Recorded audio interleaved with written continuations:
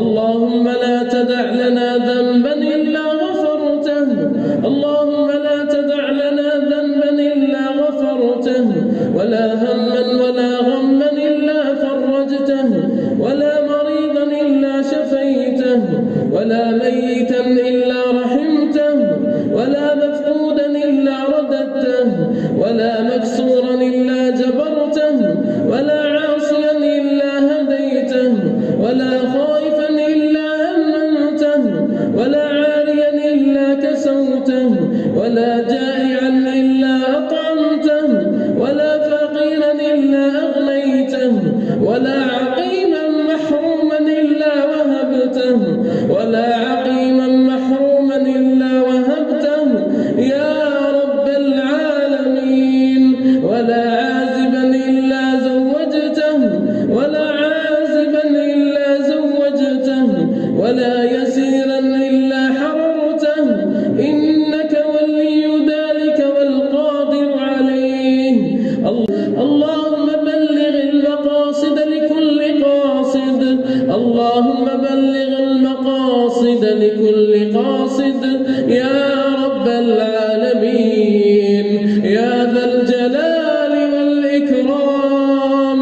اللهم اعتق رقابنا ورقاب آبائنا وأزواجنا وأحبابنا من النار، اللهم اعتق رقابنا ورقاب آبائنا وأزواجنا وأحبابنا من النار.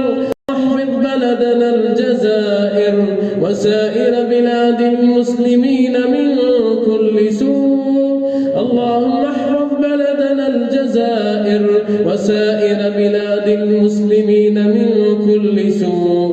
اللهم انصر إخواننا المستضعفين في فلسطين وفي مشارق الأرض ومغاربها، اللهم انصر إخواننا المستضعفين في فلسطين وفي مشارق الأرض ومغاربها. اللهم أدم علينا نعمة الأمن والأمان، اللهم أدم علينا نعمة الأمن والأمان. اللهم وفق قادتنا وولاة أمورنا لخير البلاد والعباد، اللهم وفق قادتنا وولاة أمورنا لخير العباد والبلاد. اللهم احرس هذا البلد من كيد الأشرار ومكر الفجار، اللهم احرس هذا البلد من كيد الأشرار ومن مكر الفجار.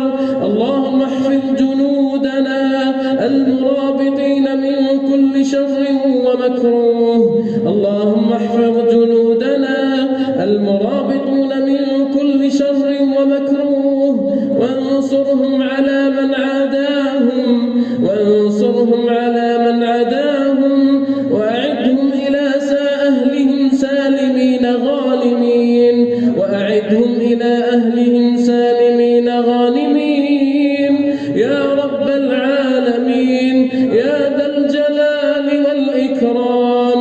اللهم إنك عفو كريم تحب العفو فاعف عنا وعن أهلينا وعن والدينا وعن المسلمين يا رب العالمين.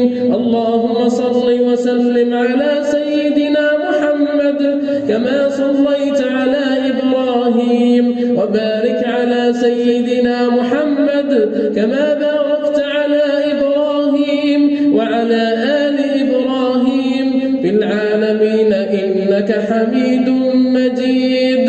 سبحان ربك رب العزة عما يصفون، وسلام على المرسلين، والحمد